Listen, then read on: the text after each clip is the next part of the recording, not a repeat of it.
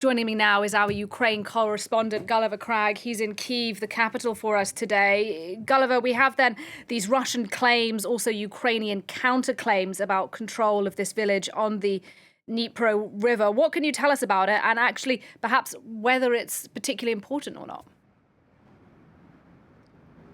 Well, there's been no photographic evidence, as far as I know, of the Russian takeover of the village of Krynky. Not just the Ukrainians, but also the Institute for the Study of War, Washington-based think tank analysing this war, which is avowedly pro-Ukrainian, but they say they've seen no evidence of it. The Ukrainians officially deny it. I've also seen at least one Russian military blogger saying that these claims being made by the Russian Defence Minister Sergei Shoigu are not true, and the Ukrainians still are in Krynky.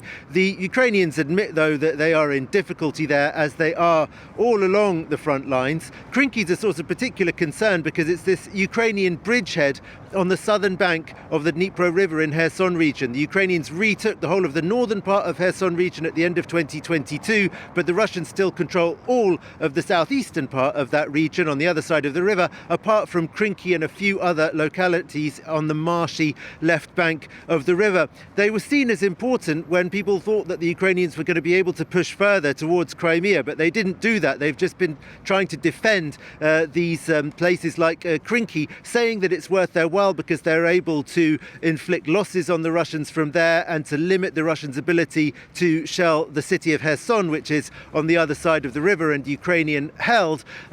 But clearly it's worrying when you've got the river behind you. Where are they going to retreat to if the Russians really are moving in on Krynky? It's certainly a big source for concern. The Ukrainians, though, say that the Russians are getting ahead of themselves with these announcements because they want to give the impression that they've got the momentum ahead of this 2-year anniversary of the full-scale invasion and, of course, ahead of the Russian presidential election, which is also coming up.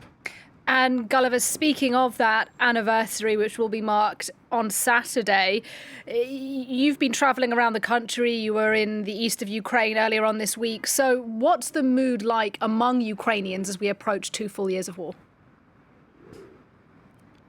Well, I have to say the mood's pretty grim. Soldiers in Donbass, all of them, pretty much without exception, told me that they're suffering from a critical shortage of ammunition.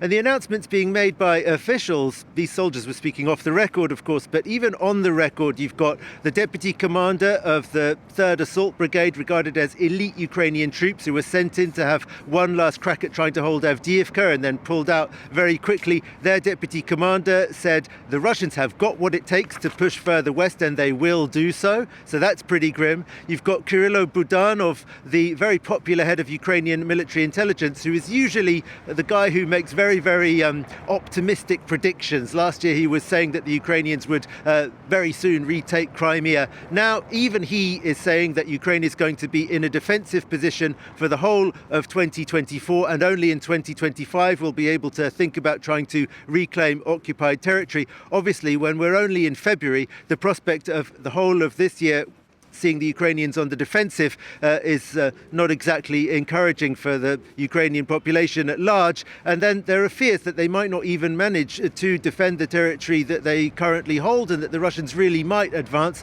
I was yesterday in Kramatorsk talking to people who had left and then moved back to that frontline city in Donetsk to try to restart, in Donetsk region, to try to restart their businesses. They've opened cafes. One guy in his 60s had worked as a labourer in Britain, having been an owner of a whole chain of cafes in the region in Donbass, and he was earning, very little for very hard work in Britain. He decided he'd rather go back and be a small businessman again. I can imagine that the prospect that he may actually soon have to leave again is just, absolutely horrifying for him and tens of thousands of others.